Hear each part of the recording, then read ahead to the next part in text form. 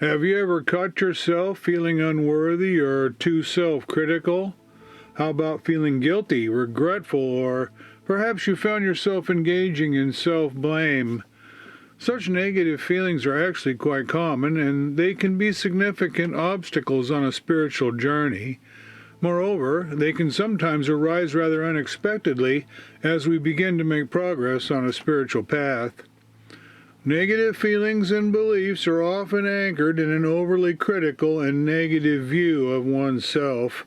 For example, you might find yourself focusing on your flaws, shortcomings, or perceived failures, which can chip away at your self-esteem, making you feel inadequate and incapable. Moreover, feelings of unworthiness, regret, or guilt are not rare occurrences. Because humans are wired for survival, we tend to focus on threats and dangers, which can bias us toward negative feelings, which often have deep roots, reaching back into our past and shaped by our upbringing.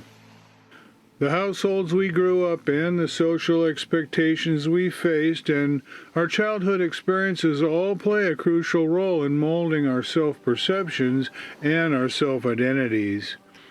For example, social norms that emphasize perfection and achievement can exacerbate negative feelings, and upon deep reflection, we might discover the seeds of our negative feelings in our early childhood experiences.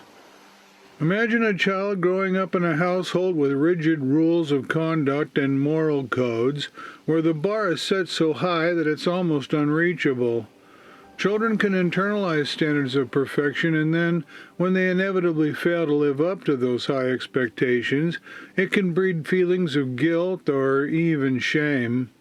Children may feel like they're always falling short, like they can never quite measure up to the expectations, fostering a sense of unworthiness or inadequacy. And when children struggle to follow strict rules, it can ingrain a harsh, judgmental inner critic that amplifies negativity and fuels self-doubt. It can even lead to guilt, anxiety, and self-blame. If you've watched my previous videos, then you know that our early life experiences can powerfully shape our beliefs about ourselves.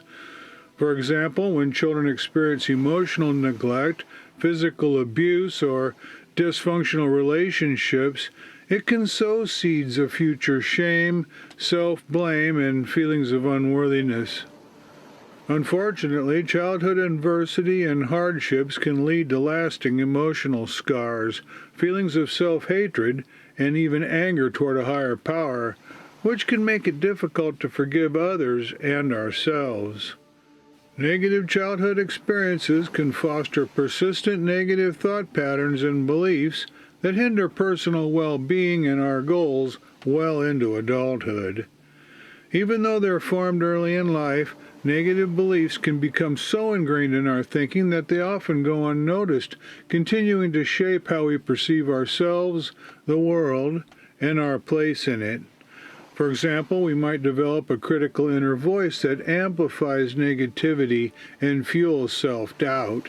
And when negative beliefs operate automatically, without much conscious consideration or insight, they're often expressed in terms of absolutes like, "I'm always a failure," or "I'm never good enough," or "I can't do it."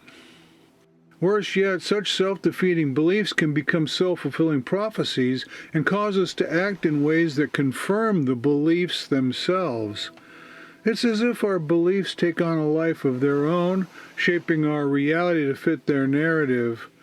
For example, if we believe that we're not good enough, we may unconsciously sabotage our own success, thus confirming the original belief. So unless we pay very close attention, we can become trapped in cycles where our actions reinforce our beliefs and our beliefs dictate our actions. But here's the silver lining. Such beliefs, as powerful and pervasive as they may be, they're not set in stone. With enough self-awareness, we can challenge, question, and ultimately change negative self-beliefs and feelings for the better.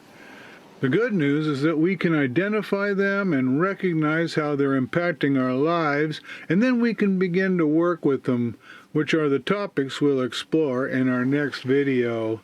But remember, understanding and acknowledging our beliefs and feelings, that's the first step to overcoming them, and that requires self-examination, self-inquiry, and self-awareness. Well, that's all for today. Thanks for watching. Please subscribe so you don't miss the next important video all about working with negative beliefs and feelings. And don't forget to follow us on Facebook and Instagram. Well, until next time, I encourage you to go back and review my earlier video on cultural conditioning and ego development. I'll put a link in the description below. Thanks for watching. We'll see you next time.